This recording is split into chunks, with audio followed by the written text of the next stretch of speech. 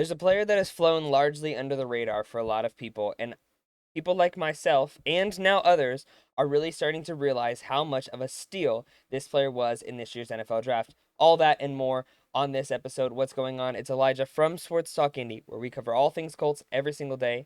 And if you're not already a part of the community, now is the perfect time to subscribe, hit the notification bell so you can stay up to date on all things coming out of training camp, preseason, the new joint practices coming up this week, games, news, injuries, all of it. It's all going to be covered here on Sports Talk Indy, and you don't want to miss out.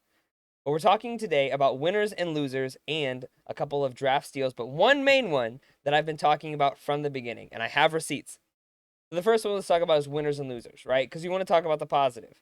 The first winner that I think is your vets. Zaire Franklin and Kenny Moore both showed up and showed out on some dominating plays in the only 12 snaps that they were a part of.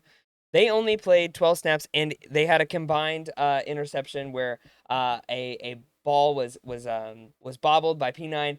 Zaire Franklin hit the ball out, and Kenny Moore was in the right place at the right time and made an incredible play to rob Jared Stidham. It was a great play. It was something that was awesome, fun to see. You just see a guy like that, and Kenny Moore got all the love from former Colts like Isaiah Rodgers and Shaquille Leonard, which is just great to see. Kenny Moore is a household name, and really, I mean, deserves it. But that being said, Zaire Franklin on the same side of the ball was graded as PFF's highest graded defensive player this week at a 95.2, which is incredible. Zaire Franklin only played 12 snaps and got that grade, which is a great efficiency grade, a grade that like looks incredible. But there was one other player who we'll get to later who had an even better showing out, given who he is and what he's known for. So those are the winners to start with. The other winner that I would say is Matt Gonzalez. Matt Gonzalez was the third round pick for the Indianapolis Colts and was the first offensive line taken before Tanner Bortolini. Now, if you're like myself and many others, you've been predicting Matt Gonzalez to be a backup this year and to really make his way into potential starting role in year two, maybe year three. Matt Gonzalez is making a solid case for himself as a starter in this offensive line. Now, the Colts offensive line is known as one of the top five offensive lines in all of football, especially now with guys like Braden Smith coming back from injury. Quentin Nelson looks great, Ryan Kelly looks healthy, and it looks like a really, really good offensive line. So the question then remains, where does he fit? So my input is that Matt Gonzalez is going to be the guy who is going to be ready and willing at a moment's notice as soon as the opportunity presents itself. And he looks really really good. He had a great showing. Was great on pass protection, great on run blocking, and just for a first game, I think it was something that was really encouraging. Really something to see like, oh, we have more depth at this position than maybe we even realized at the beginning, especially with losing guys like Jack Anderson, the backup center that we had. So having a guy like Matt Gonzalez who can play all five positions on the offensive line, but specializes in some of your key positions like tackle and guard, and even had time playing center. Matt Gonzalez is going to be a utility guy that is going to be useful for the Colts for a very long time. And God forbid one of our guys goes down, Matt Gonzalez is going to be a suitable and great replacement for any of those guys that go down. So let's talk. Those are the winners that I have right now. Adonai Mitchell looked good. He didn't have any receptions in the 7 plays. They have him kind of lining up in the slot, so he's kind of working as an X slot. So working as an outside, working inside, in the absence of Josh Downs, which is really really good. Adonai Mitchell has an incredible ability and way more on the route tree than some other Colts wide receivers. And so I think it's really cool to see a guy with his dynamics be able to be utilized in ways, especially in the absence of Josh Downs.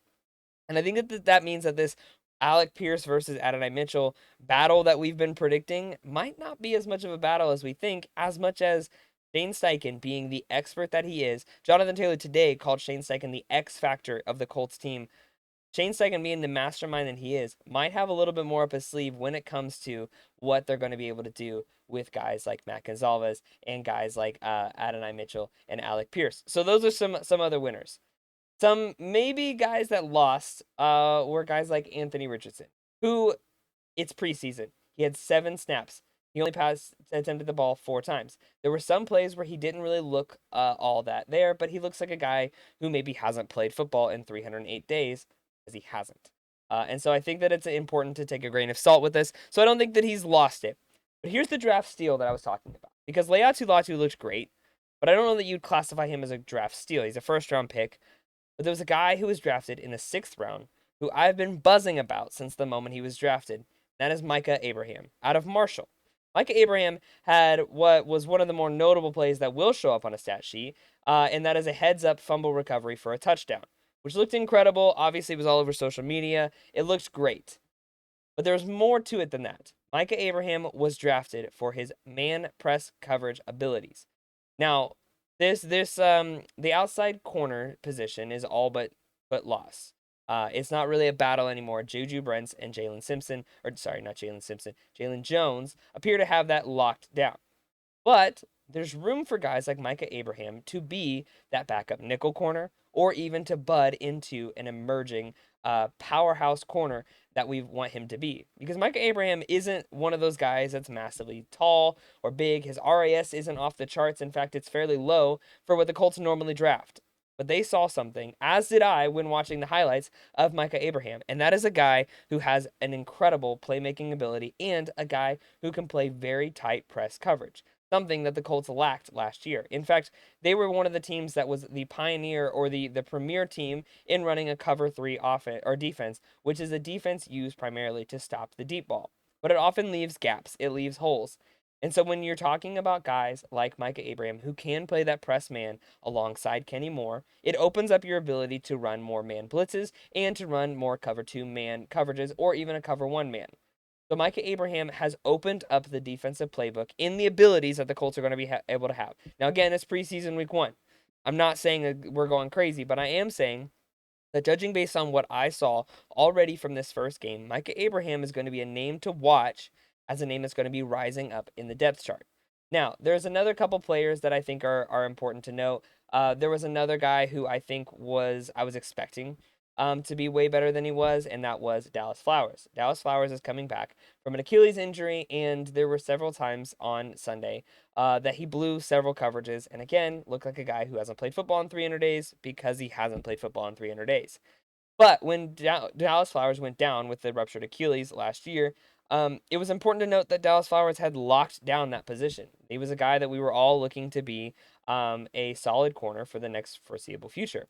And while I don't think that's not true, we definitely saw a more ruffled version of Dallas Flowers that I think I wasn't expecting. I really expected him to come in and just be dominating, and I was kind of disappointed with what we saw from him, which is okay. Again, it's preseason week 1. We're going to see so much more from the joint practices coming up tomorrow. So tomorrow, to kind of preview that, tomorrow is the first of the joint practices with the Arizona Cardinals. So this is the time for the offense that kind of struggled on Sunday to get better. This is time for the defense who struggled on Sunday to have a good offense to really, really rush against, to try and work against a guy like Kyler Murray and some of their offensive weapons. Marvin Harrison Jr. should be in attendance and so on and so forth. So this is going to be an opportunity for guys to prove us right, prove the coaches right, and to prove us wrong. So if there's a guy that we've written off, like maybe some people have already written off Dallas Flowers or Nick Cross, who had some rough plays on Sunday and has been a kind of nail in the flesh sort of guy this offseason because he's the guy that everyone's saying is the reason we're not signing a free safety is because Chris Ballard likes Nick Cross. All that to say, excuse me, all that to say, that Nick Cross is going to be a guy who is still budding, the 3rd season. He didn't really have like a full season last year, but this is a guy who can really solidify himself into being a solid free safety. So those are the things coming up. Those are the winners and losers from this. And Micah Abraham, keep an eye on this name because I think he's going to be a way bigger draft steal than people ever realize. So be sure to like and subscribe, stick around for all things Colts, and we'll see you on the next one.